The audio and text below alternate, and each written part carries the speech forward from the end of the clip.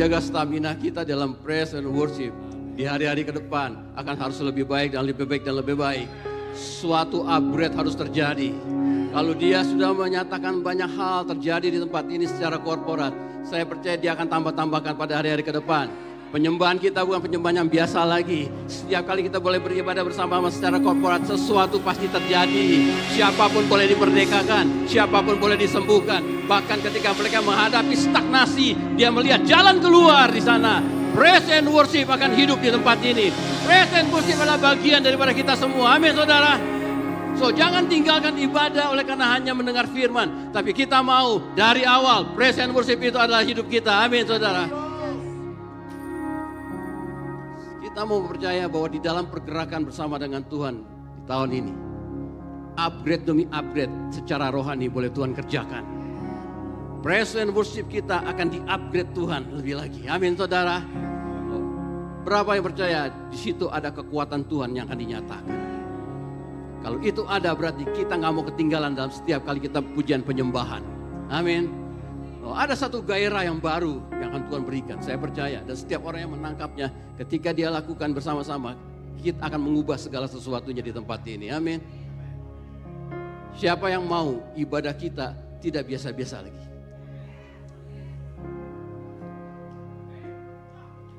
Hanya remnant yang berkata, aku gak mau ibadah seperti ini. Aku mau ibadah yang lebih daripada ini. That is the remnant mentality.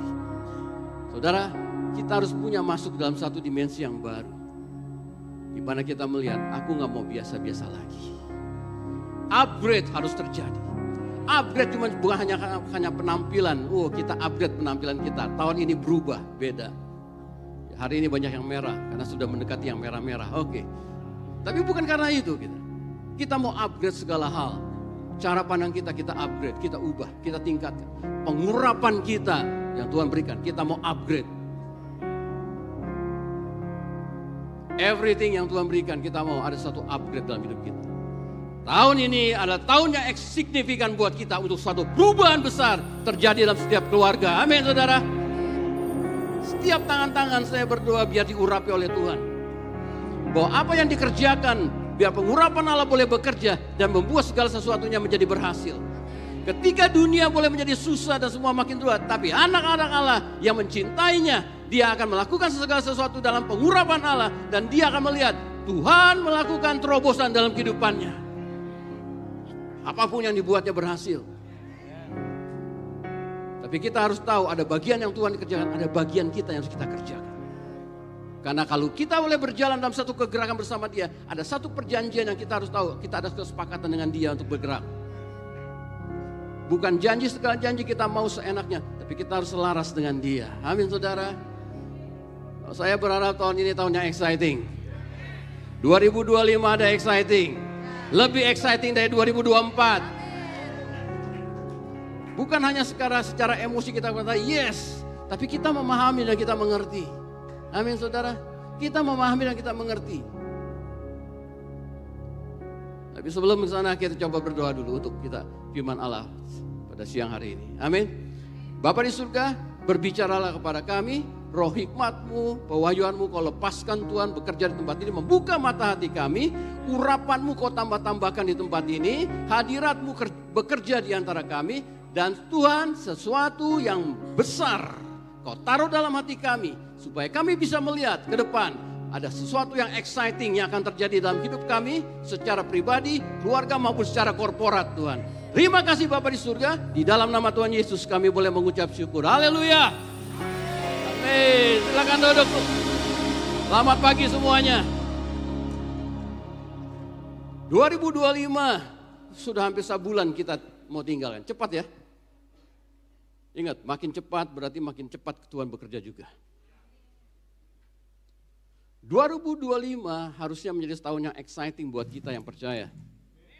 Beberapa mungkin daripada kita nggak melihat, tapi beberapa daripada kita mungkin melihat sesuatu yang ajaib, sesuatu yang besar. Kalau kita melihat di YouTube, banyak sekali hamba Tuhan boleh berbuat untuk tahun 2025. Dan saya berkata kita nggak usah pusing dengan banyaknya nubuatan. Oke?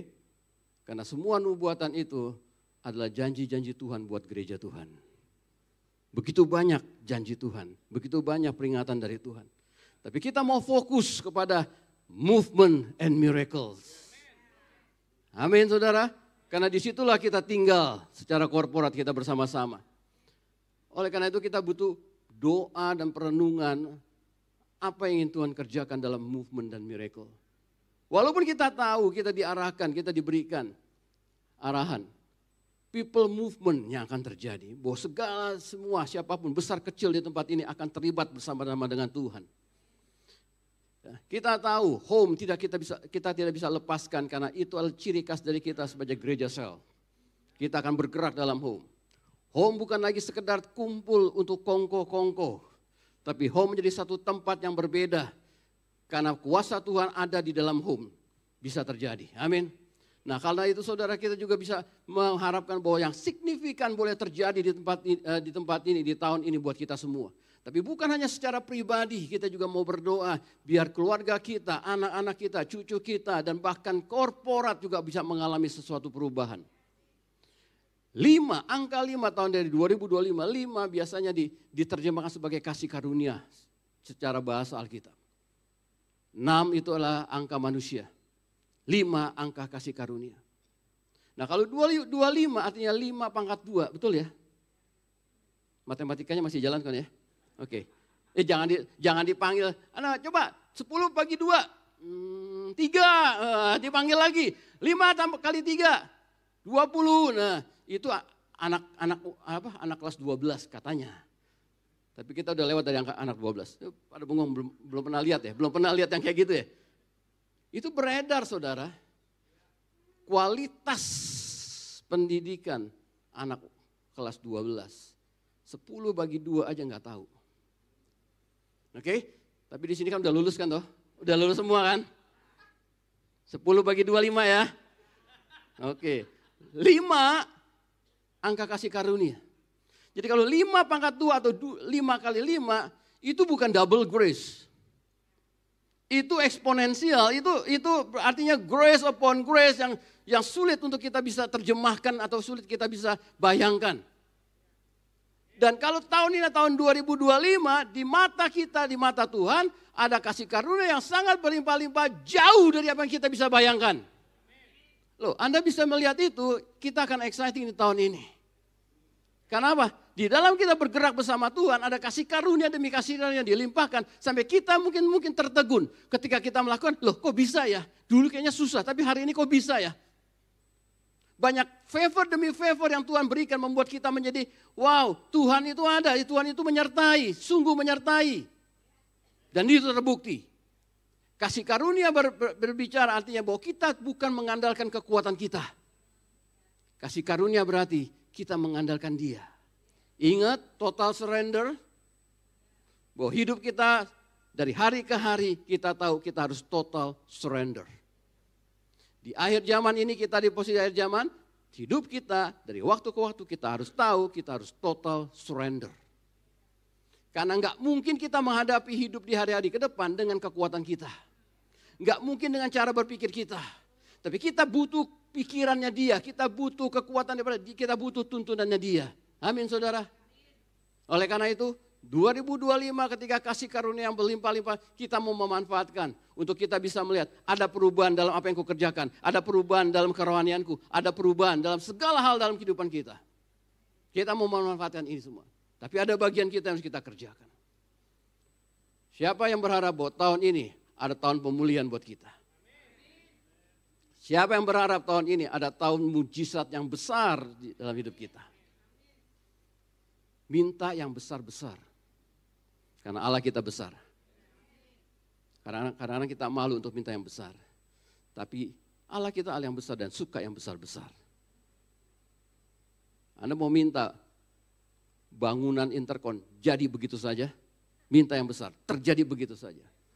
Siapa enggak? Siapa yang tidak bilang tidak mungkin terjadi? Pasti mungkin terjadi. Bagaimana jalannya? We don't know. Tapi kita tahu kita butuh tuntunan daripada Dia. Amin. Oleh karena itu saudara di awal tahun ini benar-benar menjadi satu buat saya adalah sesuatu yang harus menata ulang apa yang harus dilihat, dikerjakan, ya, bagaimana secara rohani itu menjadi hal yang sangat dibutuhkan untuk terus berjalan. Ya, untuk terus berjalan, apalagi dengan pengalaman-pengalaman yang terjadi pada waktu-waktu sebelumnya, saudara. Nah, saudara, pagi hari ini, siang hari ini, saya mengambil tema spiritual upgrade. Karena saya percaya, saudara, di dalam kita boleh bertumbuh, berjalan, bergerak bersama Tuhan, kita dalam satu proses pertumbuhan bersama dengan Dia. Betul? Nah, di dalam proses pertumbuhan ini ada upgrade demi upgrade yang Tuhan akan kerjakan buat kita semua. Baik itu dalam kehidupan kita, dalam skill kita, dalam cara kita bekerja, bahkan penampilan pun bisa terjadi satu upgrade. Tapi kita juga percaya kerohanian kita juga mulai upgrade. Seperti yang saya katakan, mungkin pengurapan Tuhan boleh bertambah-tambah dalam hidupmu. Dan Anda melihat ketika Anda bekerja, pengurapan yang bekerja. Dulu kayaknya susah, sekarang kok gampang. Favor demi favor Tuhan berikan. Wah, karena ada upgrade yang Tuhan kerjakan dalam hidup kita. Betul? Oh, dulu saya nggak bisa berpuasa. Disuruh puasa paling males, nggak bisa. Tapi hari ini, tahun ini ketika berpuasa, kok saya bisa berpuasa? Upgrade terjadi. Dulu berpuasanya 16 jam cukup, sekarang mau 24 jam. Dia upgrade lagi terjadi. Loh, segala sesuatu bisa Tuhan kerjakan. Segala sesuatu bisa Tuhan kerjakan untuk suatu perubahan. Allah kita melihat pada kita dan memelihara kita untuk kita melihat untuk Dia kerjakan satu perubahan sehingga kita tampil di hari-hari terakhir menjadi makin berbeda. Ketika dunia makin gelap, gerejanya akan makin terang. Bagaimana gerejanya akan menjadi terang? Makanya Dia memberikan kasih karunia bahwa ketika gerejanya boleh selaras, gerejanya akan melihat perubahan demi perubahan akan terjadi. Amin, saudara. Oleh karena itu, saudara, dalam spiritual upgrade, saya berkata, spiritual upgrade atau peningkatan rohani adalah satu tindakan yang akan diambil oleh kita semua. Di mana ketika pencerahan-pencerahan dari para Roh Kudus diberikan untuk kita boleh meningkatkan rohani kita. Tahun ini mungkin banyak orang yang digerakkan untuk boleh berpuasa lebih banyak lagi. Go ahead, karena Tuhan bekerja. Tahun ini mungkin pencerahan terjadi sehingga akhirnya generosity dalam hatinya mulai muncul dan mulai banyak boleh menyebar harta. Jangan takut untuk menyebar harta, kita tidak akan kekurangan. Karena kebenarannya seperti itu, betul? Nah, mungkin itu yang terjadi, lakukan saja. Karena ketika Tuhan bergerak dan kita dalam kegerakan di situ, pasti banyak perubahan terjadi. Dan kita harus siap dengan perubahan demi perubahan.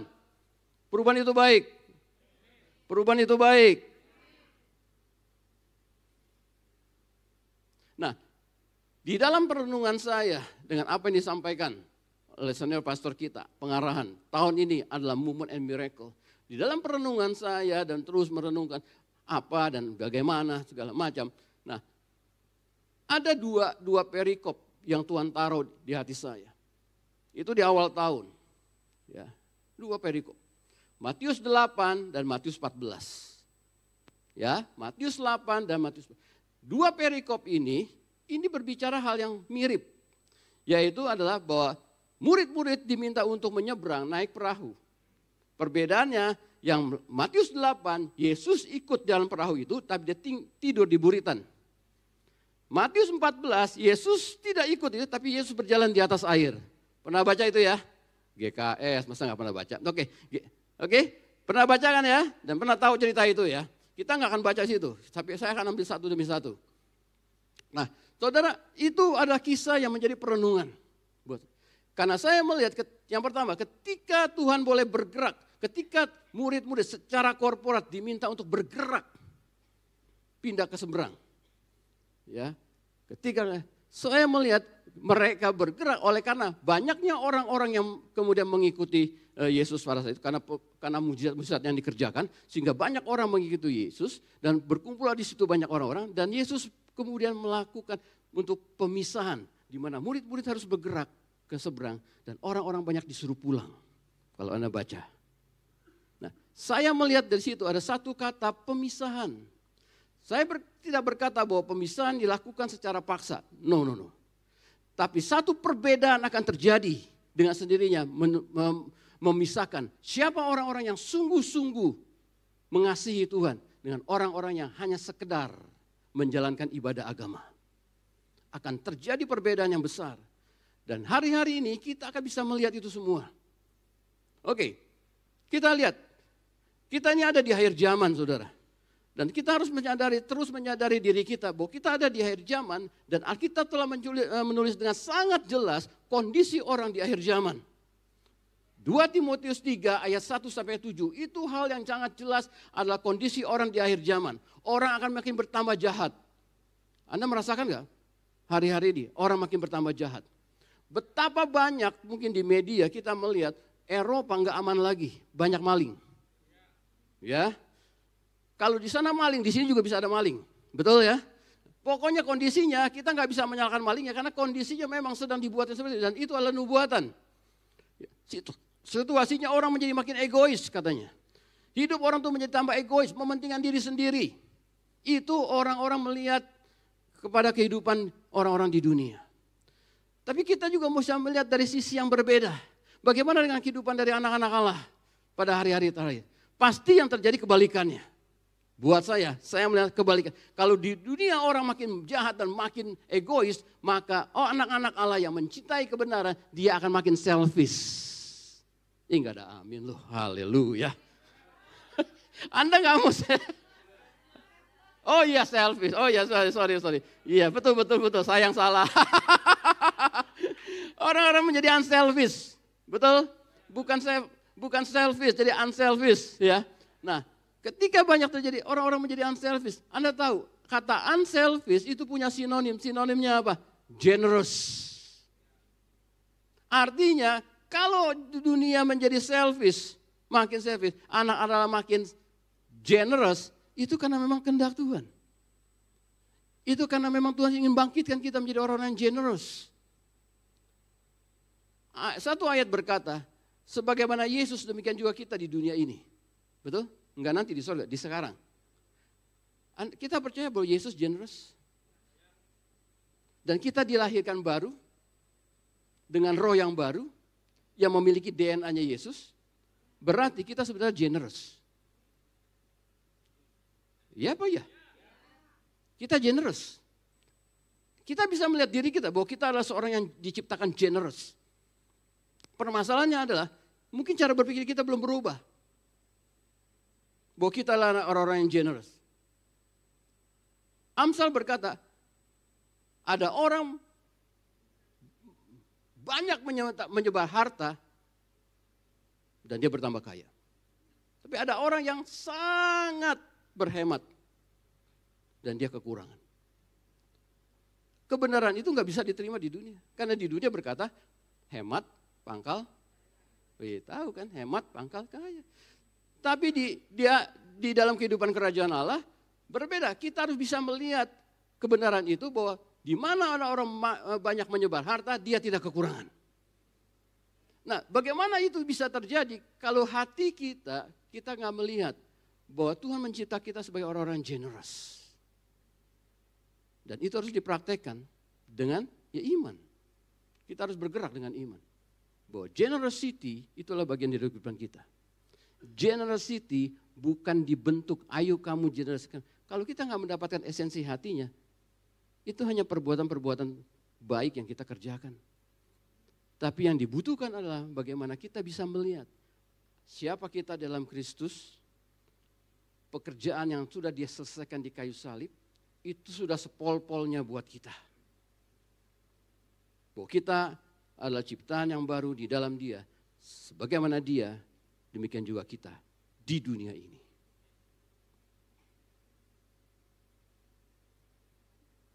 Kita generous? Yakin? Wah, saya belum dapat melihat, saya masih ya kadang-kadang. Tapi kalau kita mau membuka hati, izinkan Tuhan mengolah, membentuk, mengkultivate yang di dalam. Sehingga kita akan menjadi orang yang berubah. Pasti.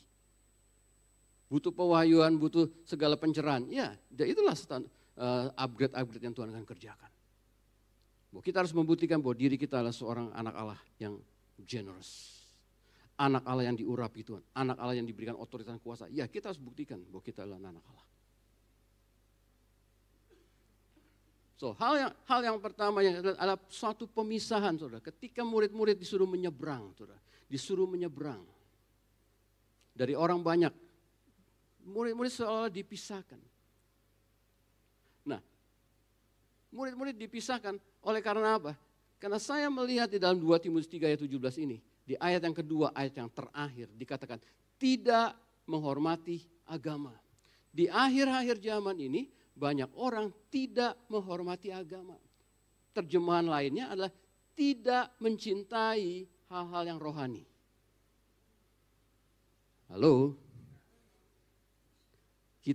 Orang-orang boleh bergereja, banyak orang bergereja. Tapi apakah semuanya mencintai hal yang rohani? Belum tentu ya. Karena ada orang yang bergereja oleh karena unsur agamawi. Tuntutan agama, Kristen. Tapi orang-orang yang memang mengasihi Tuhan, yang mencintai hal-hal yang rohani sebagai hal yang utama dalam hidup dia, prioritas. Saya percaya akan terlihat perbedaan yang sangat besar pada akhir hari ini. Karena orang-orang yang mencintai hal rohani akan tampil lebih bersinar daripada mereka yang lain. Nah, saya berharap, kita semua berharap di GKS menjadi orang-orang yang tampil berbeda pada hari-hari ini. Oleh karena apa? Kita tahu apa yang Tuhan sedang kerjakan buat kita. Kita enggak ignorance dengan apa yang Tuhan sedang kerjakan di tengah-tengah kita. Kita mau masuk bergerak bersama dengan Dia, dengan para pemimpin yang ada. Dan kita tahu ada banyak perubahan yang harus kita kerjakan. Ya, kita harus selera untuk diubah dari hal-hal yang lama yang tidak lagi terpakai. Kita harus ambil hal yang baru untuk boleh bergerak bersama. Amin, saudara. Kalau kita beribadah hanya sekedar ibadah doang, datang hanya untuk dengar firman, kita mungkin mulai berpikir yang berbeda. Enggak, saya harus melihat bahwa firman berkata bahwa kita tidak memungkiri bahwa ibadah itu ada kekuatannya. Berarti ibadah itu harus mulai dari awal. Pujian penyembahan kita mempercayai di situ ada kekuatannya. Kita mau datang lebih awal. Amin, saudara. Kita mau mengikuti itu semuanya sampai tuntas. Supaya apa? Kekuatan Allah boleh terjadi dalam kehidupan saya melalui satu ibadah. Kita nggak mengabaikan lagi bahwa tata ibadah semua kita ambil yang kita suka. Tapi kita menyukai semua urutan daripada satu ibadah. Karena saya mengasihi hal yang rohani, saya mengasihi kebenaran firman Allah, saya mencintai di situ. Oleh karena itu saya percaya bahwa ibadah itu menjadi ibadah yang sangat berkesan sekali ketika kita bisa melihat dengan kasih Tuhan, dengan cinta kepada Dia. Ibadah menjadi ibadah yang begitu hidup ketika kita datang, selalu ada satu perubahan dalam hati kita, dalam pikiran kita. Ibadah bukan menjadi ibadah yang melelahkan, membosankan. Apalagi kalau dilihat dengan siapa yang nyanyi, siapa yang main musik, siapa yang khotbah, semua kelihatannya membosankan. Nah, kita melihat ibadah dengan cara yang berbeda. Bahwa kehadiran saudara, kehadiran kita semua di tempat ini, itu sangat mendukung siapa yang boleh melayani di tempat ini. Siapapun. Kita sebagai satu keluarga, kita akan bergerak bersama-sama, oleh karena itu kita bisa saling melengkapi satu sama lain. Nah, saya melihat di dalam perikop ini, di mana terjadi satu pemisahan yang sangat-sangat menjadi signifikan bahwa orang-orang yang mengasihi atau mencintai kebenaran, mencintai hal-hal yang rohani, itu akan tampil beda di hari-hari ini. Nah, kita berharap bahwa di tahun ini maka apa yang akan Tuhan kerjakan, kita berharap itu terjadi dalam kehidupan kita. Bahwa kita akan menjadi semakin berbeda. Dunia boleh makin gelap, tapi anak-anak Allah makin terang. Dunia boleh makin gelap, tapi gereja Tuhan akan terlihat terangnya. Dunia boleh merasa susah, tapi anak-anak Allah diberkati. Dunia boleh bilang, enggak ada kesempatan lagi, tapi anak-anak berkata, selalu ada favor buat anak-anak Allah. Dunia tidak bisa melihat kesempatan-kesempatan yang ada mungkin, tapi anak-anak selalu melihat ada hal-hal baru yang bisa dikerjakan, dan terobosan boleh terjadi. Oleh karena itu kita harus memilih hari-hari ini. Kita memilih. Kita enggak sembarangan lagi, saudara. Hidup ini bukan hidup yang sembarangan hari-hari, tapi harus memilih. Bahwa ketika kita memilih kebenaran atau firman itu adalah hal yang utama dalam hidup kita, yuk kita kerjakan. Jangan cuma sekadar ngomong, tapi kita kerjakan. Artinya ada sesuatu, Tuhan ada sesuatu yang harus diubah dalam hidup ini. Mungkin saya harus orang yang malas membaca. Tapi biar Tuhan tahun ini buat saya bisa membaca buku. Investasi rohani buat hidup saya. Apakah mustahil? Ingat, tahun ini adalah grace upon grace. Di dalam pergerakan bersama Tuhan selalu ada grace upon grace buat kita. Artinya kita dimampukan oleh Dia untuk ketika kita memilih untuk boleh mengasihi kebenaran, Dia akan kerjakan dalam hidup kita.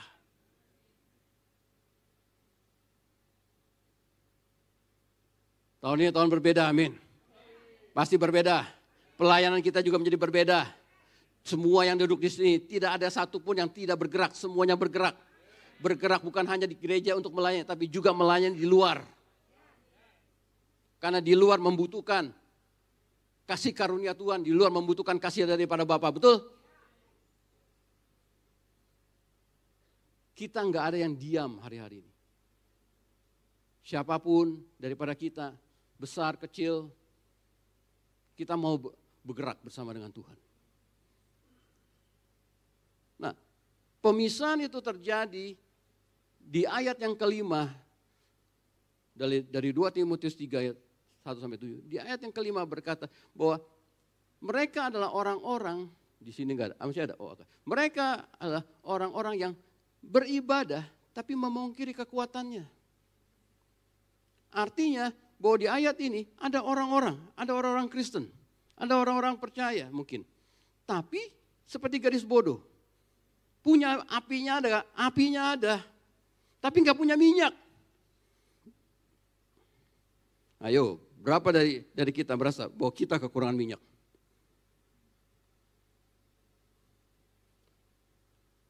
Nggak usah ngaku, nggak usah. Tapi kita tahu bahwa kita kekurangan minyak. Dan makanya ayat berkata, pergi beli. Beli artinya harus ada yang kita kerjakan. Ada yang harus kita kerjakan untuk supaya kita punya cadangan minyak. Dari tadinya kita bodoh, tiba-tiba kita sadar bahwa kita ini orang-orang yang bijak. Dan kita pergi untuk melakukan segala sesuatu yang sifatnya rohani untuk kita boleh mendapatkan minyak itu. Saya berkata salah satu minyak boleh terus bertambah atau tersedia adalah ketika kita boleh melihat home adalah salah satu Tuhan pakai untuk kita terus memiliki minyak. Selain apinya Allah, minyaknya ada di situ. Why? Karena kita didukung satu sama lain.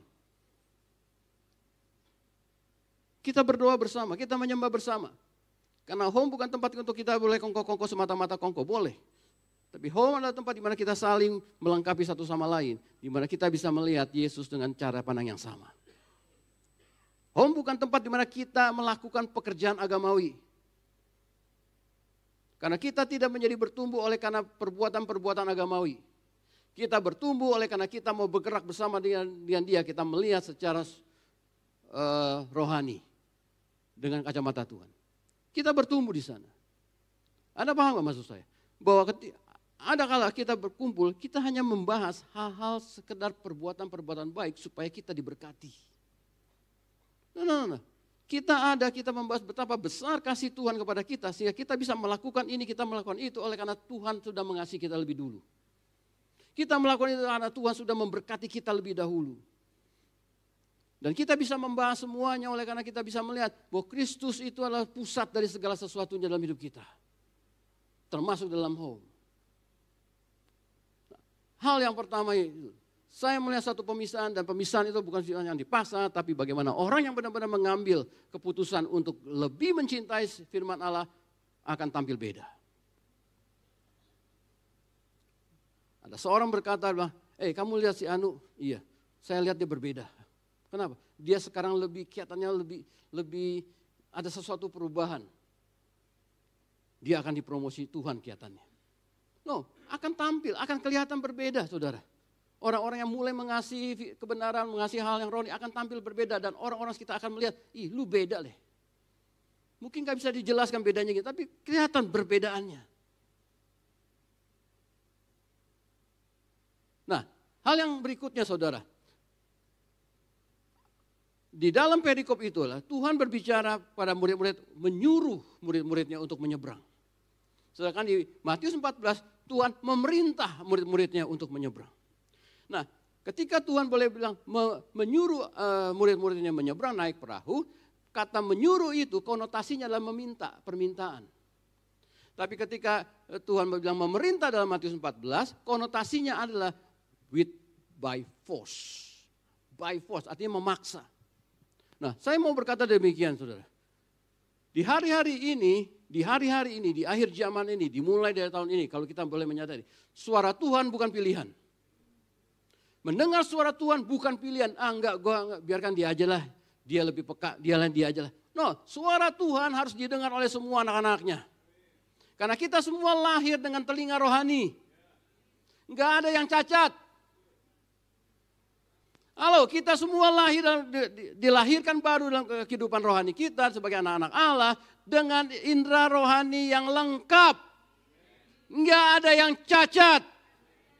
Jangan samakan dengan yang fisik yang bisa cacat. Kita tidak ada yang cacat. Yang ada bagaimana kita mau memakainya supaya makin hari makin lebih peka.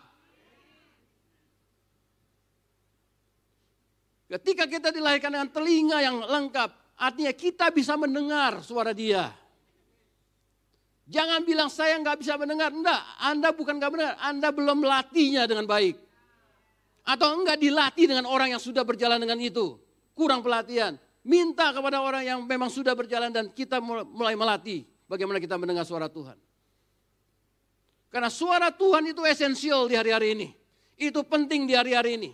Enggak mungkin kita masuk dalam satu kegerakan bersama Tuhan, kita budek. Karena kalau kita bergerak bersama dengan Tuhan, kita harus dengar-dengar Dia berbicara. Pergerakan itu bukan hanya urusan gereja. Pergerakan itu juga ada dalam kehidupan kita. Apa yang kita kerjakan, apa yang kita bisniskan, itu kita butuh suara Tuhan. Karena apa? Karena kita mau lihat atau kita akan melihat bagaimana Tuhan memang membuat perbedaan dalam hidup kita.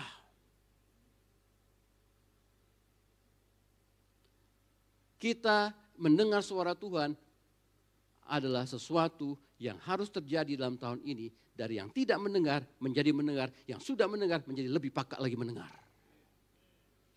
Dan karena tahun inilah kasih karunia yang berlimpah-limpah, itu semua terjadi adalah karena kasih karunia Tuhan dikerjakan dalam hidup kita. Itu bagiannya Tuhan memberikan pertumbuhan. Amin. Ada yang menanam, ada yang menabur, ada yang menyiram, tapi Tuhan yang memberikan pertumbuhan. Biarkan Tuhan mengerjakan, tapi ada bagian kita nanti yang kita harus kerjakan. Siap untuk mendengar suara Tuhan lebih baik? Besar, kecil akan mendengar dengan lebih baik. Bahkan anak-anak dinubuatkan bahwa mereka akan bernubuat. Artinya suara Tuhan di akhir zaman itu bukan satu hal yang aneh atau pilih-pilih. Itu bagian kita semua. Bahkan yang Anak Simeon bisa juga mendengar suara Tuhan melalui mimpi katanya. Anak Simeon dikasih mimpi-mimpi ilahi. Artinya Tuhan mau berbicara melalui mimpi. Bukan artinya mereka tidak bisa bernubuat. Bisa, tapi mimpi menjadi bagian mereka itu yang bisa Tuhan pakai jauh lebih baik dari sebelumnya. Berapa dari kita sekarang menyadari? Entah, enggak harus Anak Simeon, semuanya. Kita sering diberi mimpi di hari-hari ini. Sadar gak bahwa Tuhan berbicara kepada kita melalui mimpi-mimpi ilahi? Kalau kita mencintai kebenaran, kita hidup di sana. Saya percaya ketika ada mimpi, langsung rohmu sepertinya sadar, ini kayaknya Tuhan berbicara. Tapi kalau kita gak pernah mencintai kebenaran, kita masih terus berpikir seperti dunia, dikasih mimpi apapun dia pikir itu bunga tidur. Ya Pak ya? Tapi ketika Tuhan berbicara, dia menyadari ini Tuhan berbicara. Walaupun mungkin mimpinya belum lengkap atau mimpinya separuh-separuh, enggak ngerti, enggak apa-apa. Barusan tadi setelah ibadah satu ada yang bersaksi, kemarin saya mimpi katanya. Saya enggak tahu, saya ada di satu tempat di mana banyak anak-anak kecil, tiba-tiba di dinding ada tulisan relief. Saya enggak bisa ngerti, saya enggak bisa baca. Tapi ketika pastor khotbah, relief itu tiba-tiba jadi saya mengerti apa yang ditulis di dinding. Itu seperti nomor 1, ini nomor 2, ini nomor 3. Ini. Saya bilang, puji Tuhan, engkau diberikan pengertian, engkau diberikan nubuatan melalui mimpi. Puji Tuhan itu terjadi. Nah, saya cuma menangkap bahwa mimpi sekarang menjadi sesuatu yang bukan yang aneh lagi, tapi itu menjadi sesuatu yang dimana Tuhan berikan untuk dia berbicara. Karena ada orang yang mungkin dikasih ngomong nggak dengar gitu loh. Ya padahal sih dia udah dengar tapi dia nggak, makanya dikasih mimpi supaya oh gitu. Padahal udah dengar tuh dikasih mimpi biar double gitu loh, konfirmasinya ada gitu. So jangan tinggalkan mimpi ketika Tuhan berbicara melalui mimpi. Tangkap itu, catat itu. Kalau saya hari-hari terakhir ini mimpinya perang terus. Bertempur terus saya. Sepertinya memang saya banyak bertempur.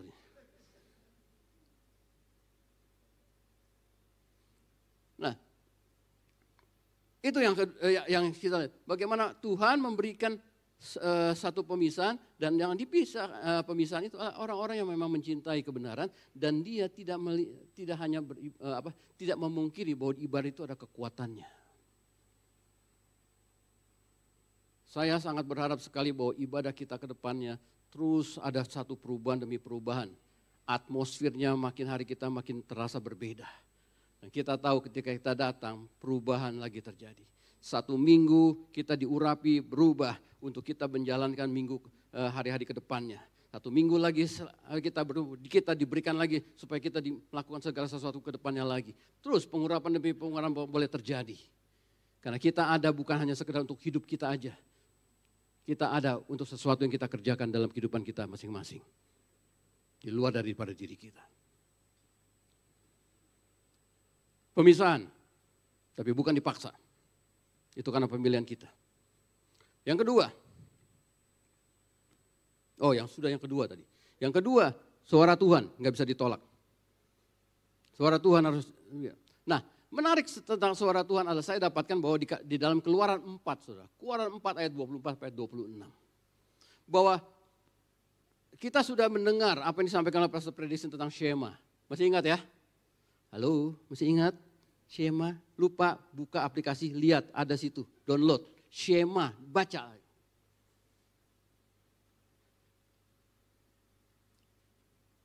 Mendengar suara Tuhan, kalau itu adalah satu esensial yang utama, maka apa yang kita dengar, kita lakukan.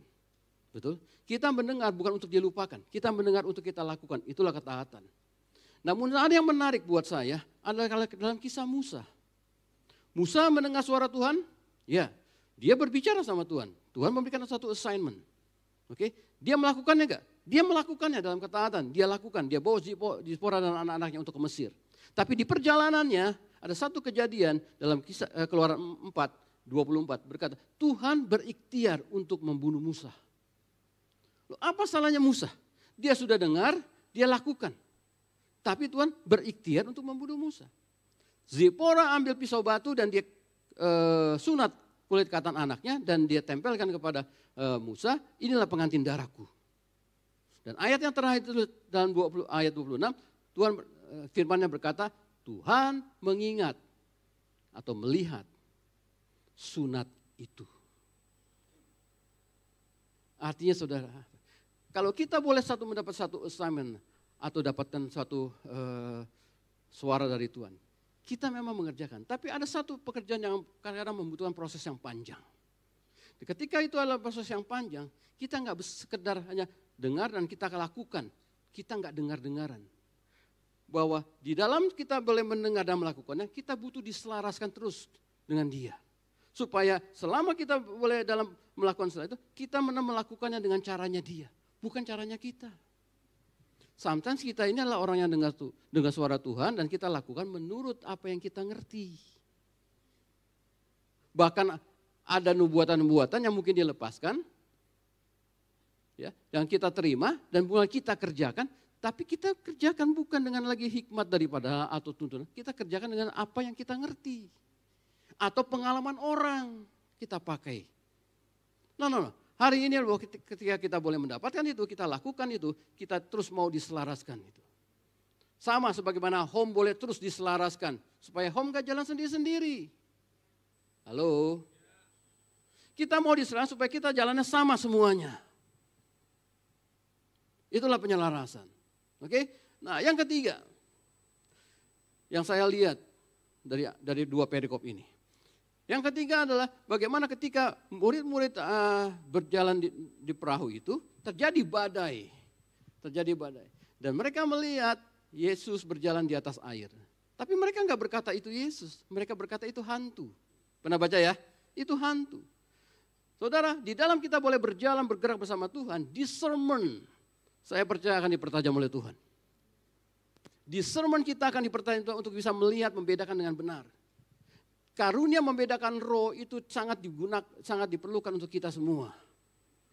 Loh, jangan pernah, aduh aku nggak pernah tahu yang kayak gini-gini, udah itu urusan pendeta. No, ini urusan kita semua anak-anak Allah. Ketika kita boleh ada di dunia marketplace atau dimanapun, kita berhadapan dengan banyak hal, kita butuh yang namanya discernment.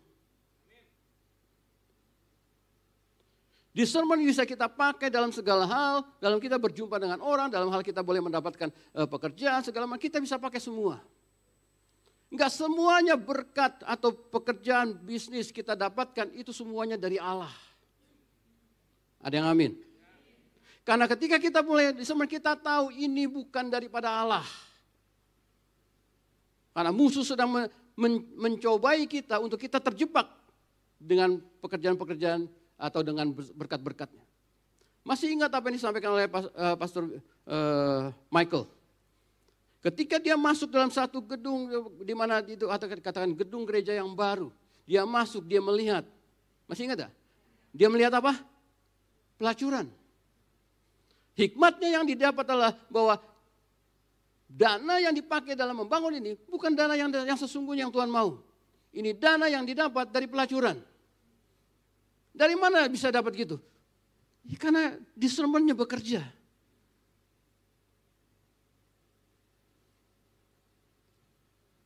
Saya masih ingat satu kesaksian dari Tunde Bakare, salah satu partner dari Jonathan David waktu itu.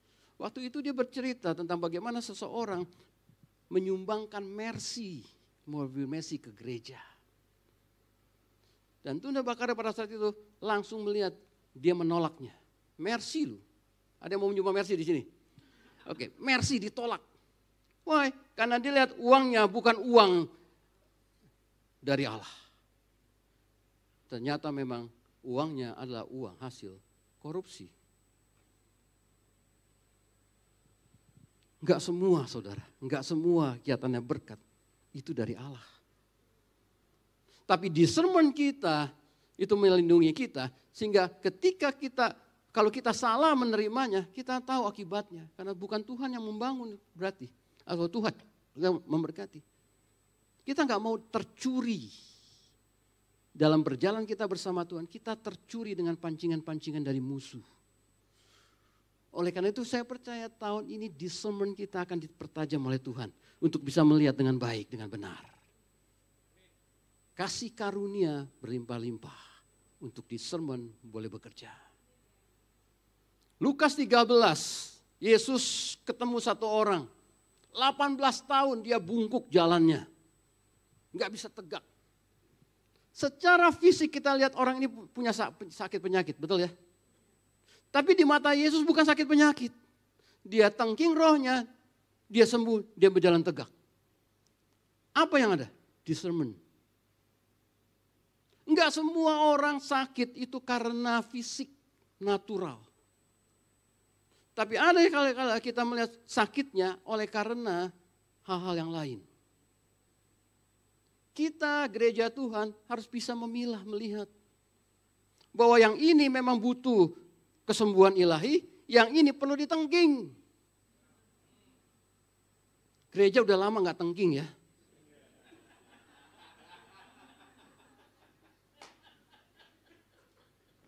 Udah lama gereja gak nengking. Padahal gereja diberikan otoritas dan kuasa. Untuk menginjak ular dan kalajengking. Tapi yang diinjak, bukan ular dan kalajengking. Come on gereja, kita diberi otoritas dan kuasa. Kita nggak bisa memakai itu karena discernment kita nggak pakai. Atau kita mengabaikan, kita ignorant dengan discernment. Tapi ketika kita dilatih oleh Tuhan dan kita menjadi lebih tajam, kita bisa pakai, kita bisa membedakan itu.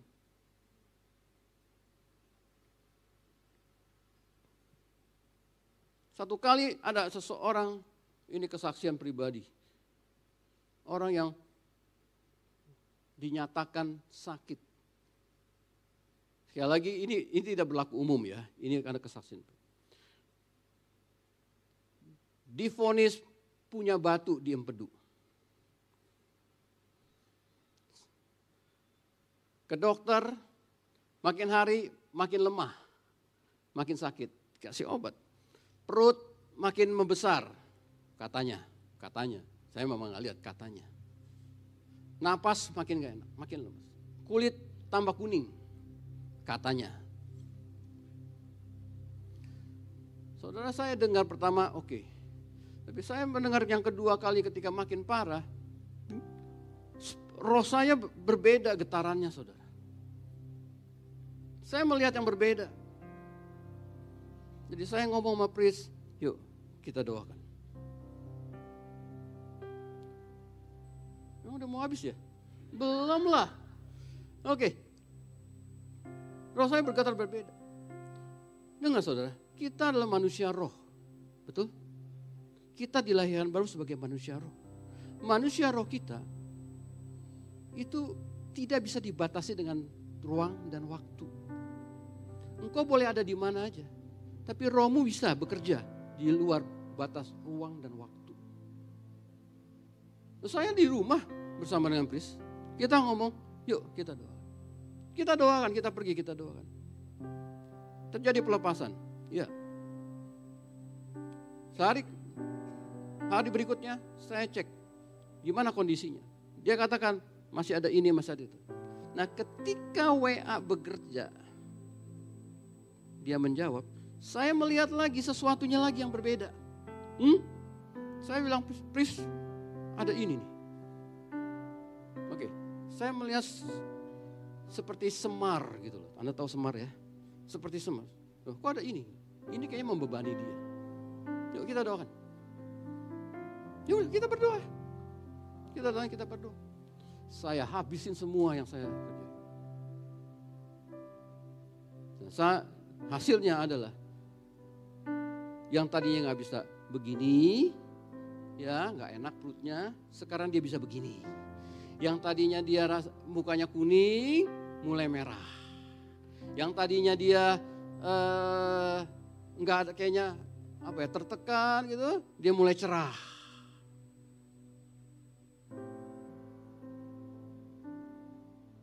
Walaupun sekarang masih dalam pantauan medis. Tapi saya sungguh penasaran apa yang dikatakan oleh dokter. Ada batu di empedunya. Saya bilang, no, itu harusnya lenyap.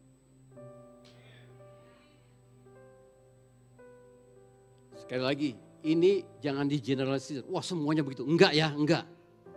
Ini karena discernment kita bekerja, this is not. Ada orang lain yang memang harus itu, ya silakan gitu loh. Tapi ini yang ini. Makanya saya masih penasaran. Tapi saya tunggu waktu bagaimana hasil medis keluar. Tapi puji Tuhan kalau dia sekarang lebih segar. Lebih segar, lebih udah bisa makan. Tadinya nggak bisa makan, mual. Sekarang bisa makan. Oke, good. Puji Tuhan. Tuhan baik. Miracle on the way. Miracle happen now. Oke? Bisa terjadi. Dan itu bisa dikerjakan oleh kita semua.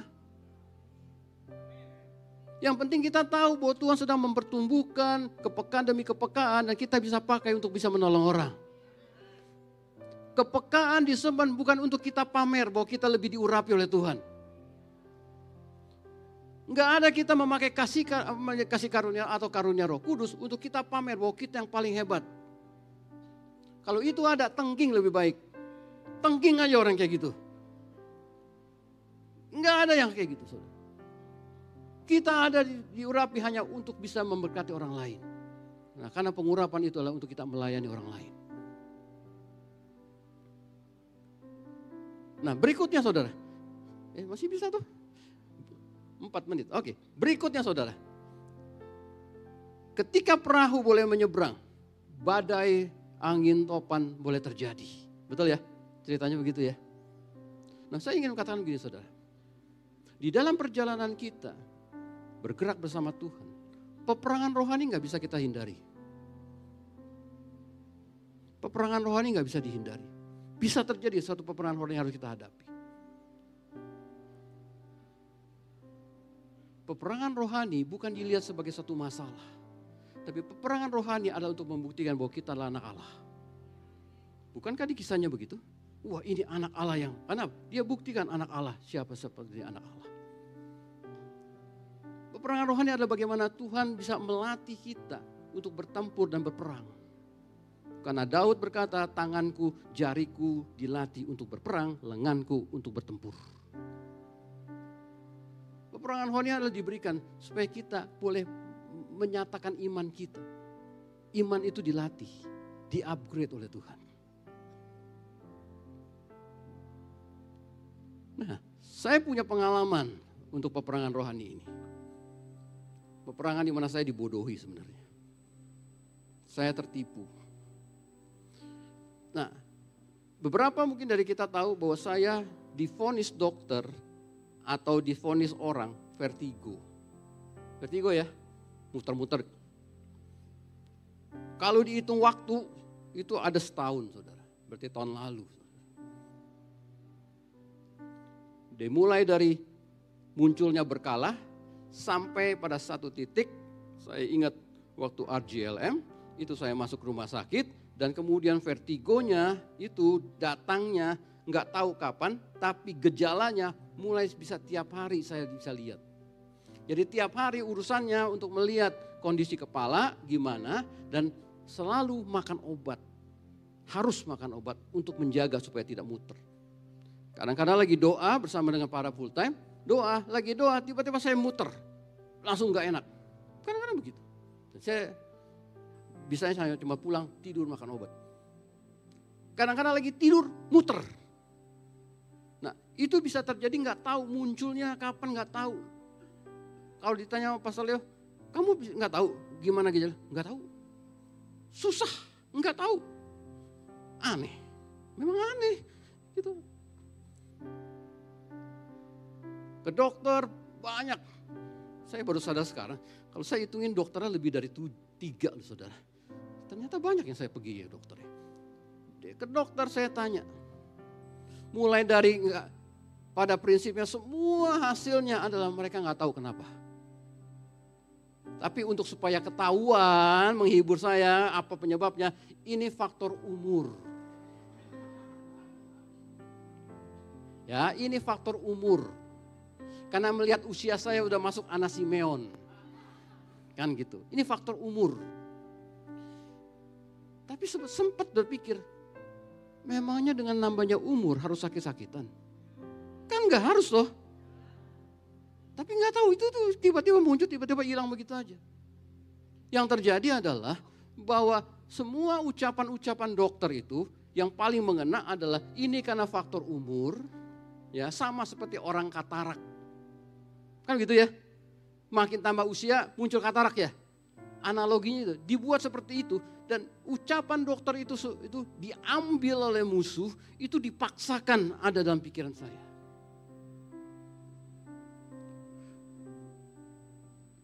Di otak saya ini, di pikiran saya, waduh, saya memang umurnya sudah masuk Anasimeon. Wah, berarti dokter bilang ini ada faktor genetik. Waduh, nambah lagi. Wah, karena genetik saya mungkin begini. Enggak tahu, papa mama saya enggak tahu, rasanya enggak. Tapi itu dipakai oleh, saya enggak berkata dokter salah ya. Saya cuma berkata ucapan dokter itu yang diambil musuh, dipaksakan dalam pikiran saya. Paksakan pikiran sehingga saya hanya berpikir bahwa ini memang karena usia, ini memang gak bisa diobati dan saya harus makan obat tiap hari untuk menjaga tidak muter. Sampai satu titik, saya gak cerita komplit ya ada hal ini, tapi satu titik saya minta sama teman saya, karena saya lagi ada di mobil, saya bilang, kamu doakan saya. Sepertinya ada yang gak beres saya bilang di kepala saya. Dia berdoa, selesai, dia berkata, sekali lagi, ini adalah konsumsi pribadi saya. Yang saya saksikan untuk bisa melihat kebesaran Tuhan. Oke? Dia bilang, kamu diserang. diserang. Nah, tapi saya sudah bereskan, saya sudah sikat itu musuh-musuhnya. Oke. Karena di mobil saya tahu ketika saya nyetir tiba-tiba seperti shifting gitu loh. Cek, lepas. Jadi apa yang dia bilang itu benar. Di saat saya shifting itu, saya baru ngeh loh saudara. Bahwa yang tadi saya bilang, bahwa di pikiran saya hanya adanya pokoknya umur, makan obat, jaga, jangan sampai terus begitu saja.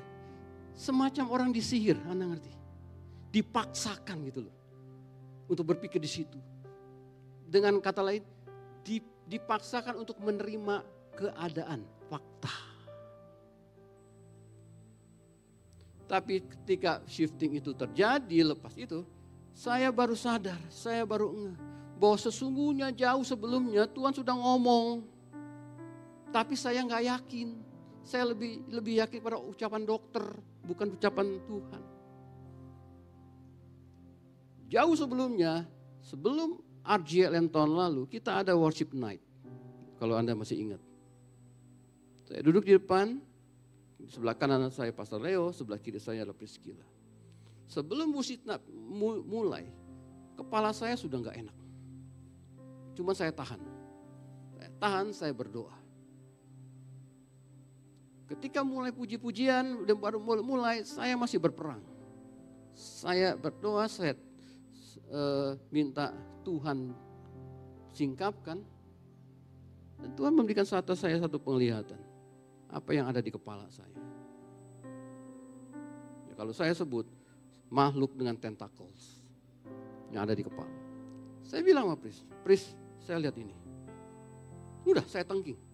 Saya perang, saya tengking. Duduk tapi saya berperang. Saya tengking, saya lepas. Pulih. Saya bisa ikutin worship dengan enak. Bisa lompat-lompat, enak semuanya. Tapi sampai situ, saya cuma sadar sampai situ. Saya nggak sadar bahwa jenis ini nggak bisa cuma sekali ditengking. Saya tahunya adalah karena Tuhan juga dalam masa saya terus. Tuhan tuh ajak saya untuk bisa mengolah, membuka kembali perilaku dari musuh. Makanya gini, 2 Korintus 2 ayat yang ke-11. Paulus berkata gini, jangan kita memberi keuntungan kepada iblis. Karena kita tidak ignorance, kita tidak cuek. Dengan apa? Dengan his device. His device itu adalah pneuma. Kata lain dari pneuma adalah cara kerja, cara pikirnya musuh. Nah, saya bisa dikatakan mengabaikan cara kerjanya. Bahwa jenis ini dia kalau ketika dia menyerang, dia tidak menyerang sekali. Dia akan balik lagi, dia akan balik lagi. Nah, ketika dia balik lagi itu yang saya nggak sadari. Tapi sejak saya boleh dilepaskan, saya tahu ketika dia datang lagi, saya udah tahu. Oleh karena titik di mana saya mengalami kelepasan, di titik itu saya lepas semua obat sehubungan dengan vertigo. Saya lepas. Sampai hari ini, sudah masuk minggu ketiga, saya sudah tidak makan obat lagi. Why? Ada peperangan rohani bisa terjadi. Dan salah satu dari karakteristik dari spirit ini adalah bahwa dikatakan dia itu jenis pemburu. Pemburu yang kalau menyerang mangsanya nggak tahu kalau dia diserang. Karena apa? Dia pakai semacam pakai sihir. Jadi saya ingat seperti Elia. Udah hebat-hebatnya perkasanya 400 Nabi Baal dihancurkan. Tapi dia karena sihir dari Isabel, dia harus masuk pada gua dan dia menyendiri di situ. Hanya suara Tuhan yang menyembuhkan dia. Oleh karena itu suara Tuhan adalah esensial.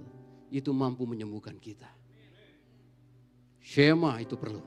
Amin. Karena itu merubah, itu bisa memerdekakan kita. Satu suara Tuhan kita bisa disembuhkan. Satu suara Tuhan kita bisa dimerdekakan. Nah, melihat semua kejadian itu saya bilang, saya ini seperti kena sihir. Saya mengiyakan semua itu melihat pada kondisi saya. Dan ketika itu dilihat, maka kita akan berpikir, nah kita bisa apa lagi? Karena ini terganggu kan, kegiatan ini semua terganggu.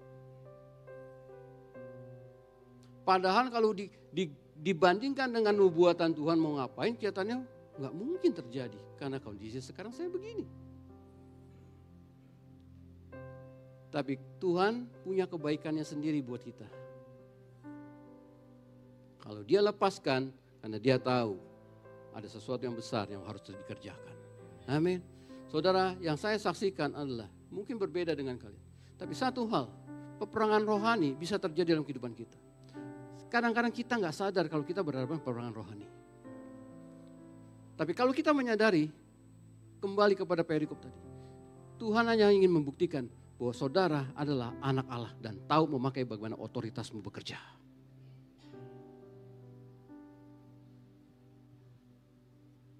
Pakai semua senjata yang sudah dilakukan. Saya jadi ingat kembali apa yang Anda tahu waktu peneguhan pelayanan. Pastor Leo doakan saya. Ada satu kata-kata dia. Saya melihat kamu memakai lagi senjatamu, kau ambil lagi dan kau mulai sepertinya mengangkat dan kemudian berperang kembali. Saya tertawa di situ karena saya sudah memang saya tertawa di situ. Ya memang kodenya gitu. Selama beberapa bulan saya dibodohi, tapi hari ini saya harus bangkit. Senjata sudah di tangan. Dia datang, yuk. Aku punya Allah, aku datang dalam nama Allah. Allah yang besar, pencipta langit dan bumi. Jehovah Sabaoth, itu yang Tuhan kasih buat saya. Jehovah Sabaoth, pribadi itu yang saya harus renungkan. Come on, dia punya pasukan malaikat yang luar biasa. Amin. So, kalau Anda hari-hari ini mengalami peperangan rohani, sadar atau tidak sadar, lebih baik sadar. Kalau nggak sadar seperti saya, tertipunya kelamaan. Tapi kalau Anda sadar, berapa? Waduh, boleh saya tambah dikit. Kisah 16, Paulus bersama Silas pergi ke Filipi, dia mampir ke Makedonia karena di situ dipanggil, ada panggilan. Si Paulus dan Silas sedang bergerak bersama Tuhan di sana. Nah, dia berjalan menyusuri pantai dan ketemulah di situ tempat sembahyang. Dan dia berharap di situ ada orang Yahudi dan ternyata memang ada Yahudi. Dia bertemu dengan Lydia, Tuhan bukakan hatinya sehingga Lydia mau bertobat dan Lydia dibaptis bersama keluarganya. Itu kata firman Allah. Betul? Nah, esok beberapa hari kemudian, Paulus dan Silas ke tempat sembahyang lagi. Ingat, itu dia menyusuri pantai, artinya tempat sembahyangnya ada di dekat pantai sekitar. Di situ, dia datang ke situ dan di situ ada apa? Di situ ada pendetanya sekarang. Pendetanya harus wanita, menurut aturan masyarakat. Pendetanya harus wanita dan pendetanya disebut perempuan dengan roh tenung. Nah, kata tenung di dalam bahasa Grekanya adalah puton atau piton. Dari situ kita bisa menyadari siapa yang disembah oleh perempuan ini. Itu roh piton. Itulah satu-satunya awal di mana Paulus berhadapan dengan demons yang dari laut, di mana demons ini memang bekerjanya adanya di laut, di sungai, di danau, di laut dan segala macam. Itu saat pertama Paulus berhadapan dengan musuh ini. Lihat. Hari pertama Paulus sudah diserang. Inilah hamba Allah yang maha besar. Daripadanya berita keselamatan. Betul ya? Dia berkata begitu. Saya percaya hari pertama terus-terusan ngomong begitu. Tapi Alkitab menulis, setelah beberapa hari, Paulus merasa annoying. Dan dia tengking, dia usir, lepas. Paulus butuh beberapa hari, discernmentnya bekerja, ini gak benar. Saya butuh berbulan-bulan. Ya, untuk nengking yang kayak gini. Gitu. Tapi saya mengucap syukur, bahwa kalau Tuhan boleh mempertajam semuanya, karena dia mau upgrade kita semua. Amin. Nah, Paulus tengking, lepas. Apakah selesai pekerjaan? Enggak, karena jenis ini akan terus menyerang. Kenapa? Karena dia tahu ada rencana Allah dalam kehidupan Paulus dan Silas. Dia mau hentikan itu dengan caranya itu. Oleh karena itu saya berkata, kita ada dalam pergerakan bersama Tuhan. Peperangan rohani mungkin kita tidak bisa hindari. Karena apa? Karena kita tidak mau mengizinkan musuh menghentikan apa yang Tuhan kerjakan buat kita semua. Nah, ketika Paulus sudah tangking, apa yang terjadi? Paulus difitnah. Betul? Paulus dianiaya, Paulus ditimpukin batu, ditangkap, kemudian dimasukkan penjara. Why? Karena satu kota itu mendapatkan keuntungan dari roh tenung ini. Artinya secara politik, secara kehidupan sehari-hari itu sangat dipengaruhi dengan apa yang keluar dari mulut perempuan ini. Artinya satu kota itu boleh kena sihir. Tapi bagaimana Paulus kemudian keluar dari sana adalah ketika Paulus dan Silas, dua orang ada di dalam Kristus, Tuhan hadir di sana. Mereka berdoa dikatakan dan mereka menyembah. Pintu-pintu penjara terbuka.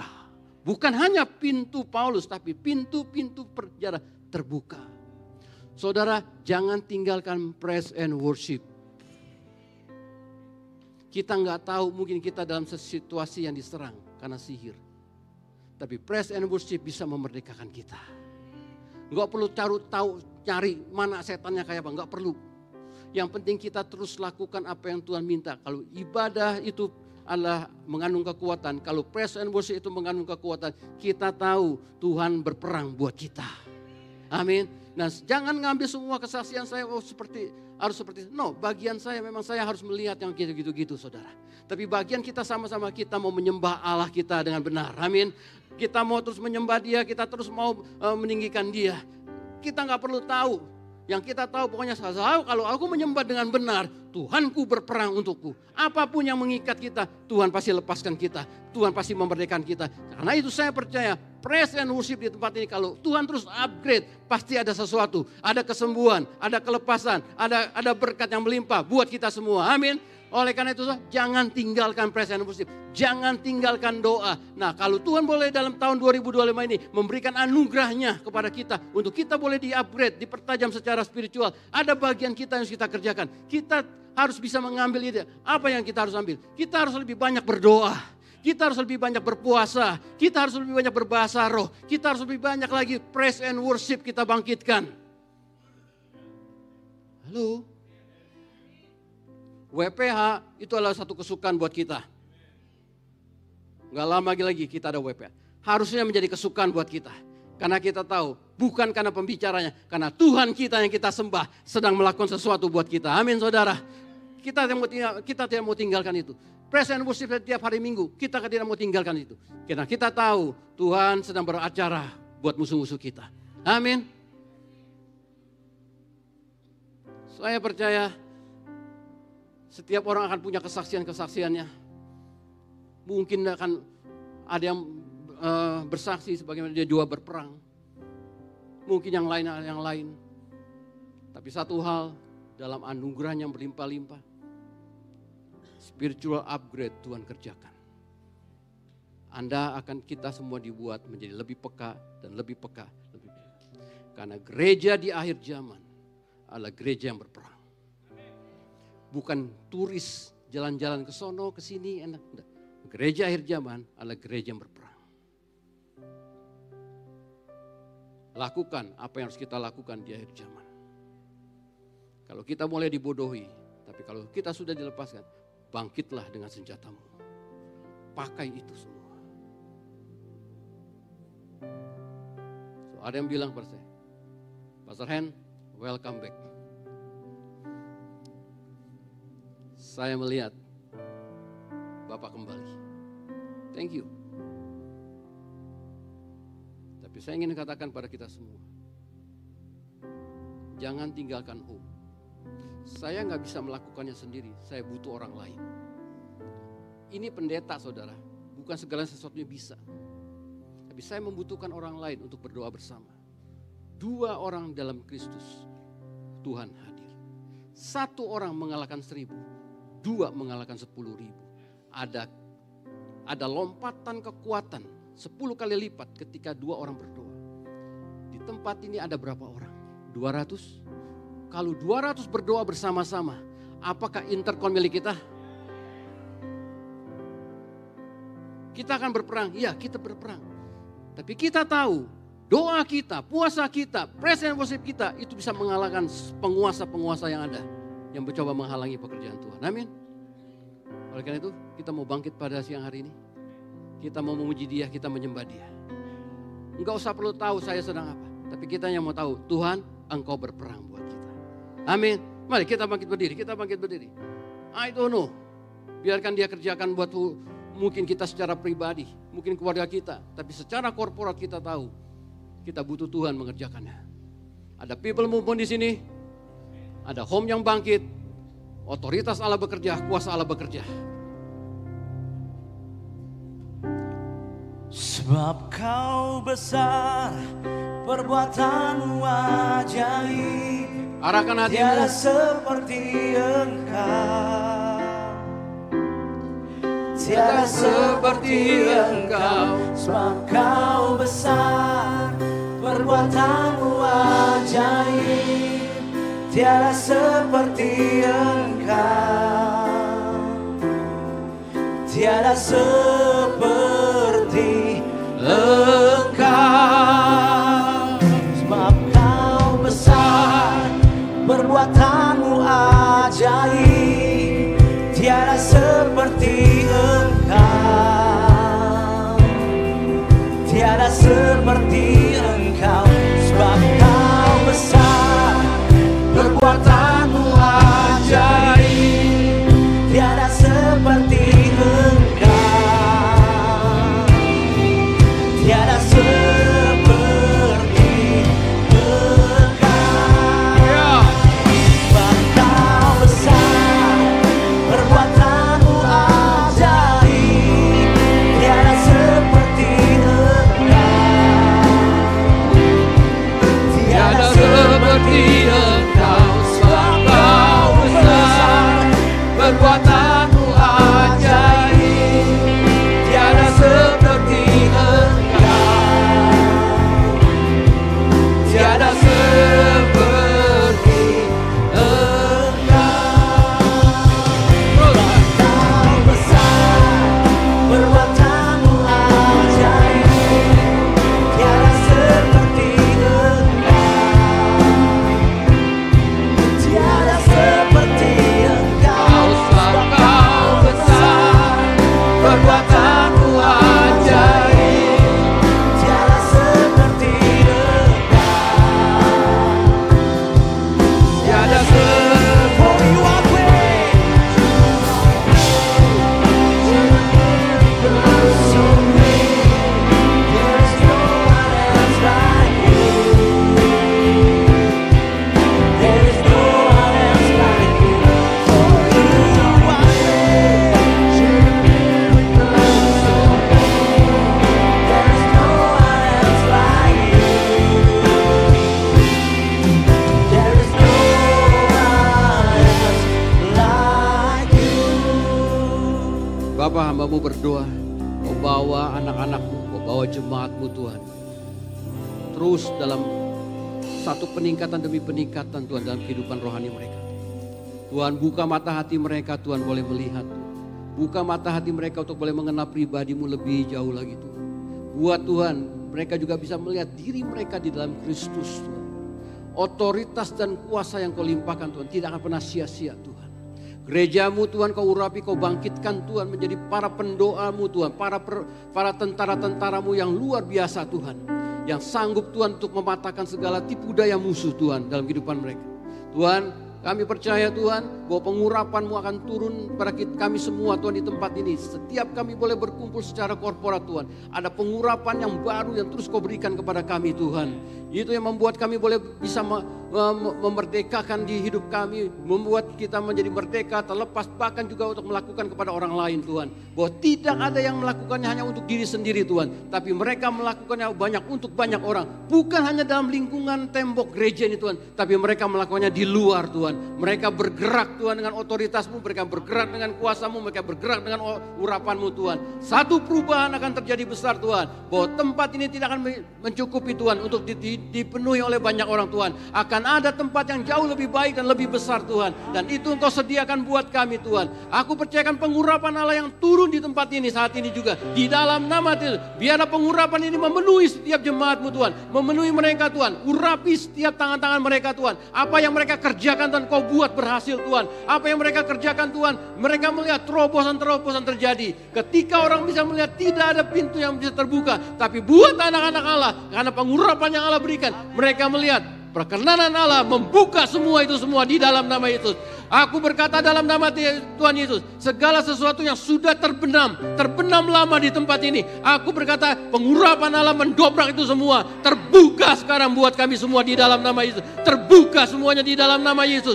Hal-hal yang selama ini kami katakan itu mustahil. Hari ini akan menjadi tidak mustahil Tuhan. Oh, semuanya bisa dikerjakan oleh Engkau Tuhan. Semuanya bisa dikerjakan oleh kami yang percaya kepada Engkau Tuhan. Oh, terima kasih Tuhan. Pengurapan ini boleh turun saat ini juga. Kemuliaan-Mu. Karena Roh Kudus adalah roh kemuliaan itu yang bekerja di antara kami. Kemuliaan-Mu dilepaskan di tempat ini Tuhan. Dalam hidup setiap pribadi, dalam setiap keluarga Tuhan. Di dalam nama Yesus. Aku melihat bagaimana Tuhan bekerja. Bagaimana anak-anak yang selama ini kurang memperhatikan hal yang rohani. Tiba-tiba mereka berubah. Pengurapan ini Tuhan bekerja. Mengubah setiap anak itu menjadi begitu rohani Tuhan. Mereka mulai memilih. Mereka mulai memilih dalam keluarga-keluarganya. Mereka mulai memilih hal-hal yang rohani. Mereka mengikuti hal-hal yang rohani. Ada satu perubahan, ada satu transformasi yang boleh terjadi di antara kami, di keluarga kami. Biarlah Tuhan, satu yang dimulai dengan satu perubahan, itu akan menjalar kepada perubahan yang berikutnya. Kepada orang-orang sekitarnya. Tuhan, satu kebangkitan boleh terjadi. Revival boleh terjadi. Itu boleh terjadi Tuhan di antara kami Tuhan. Di dalam nama Yesus.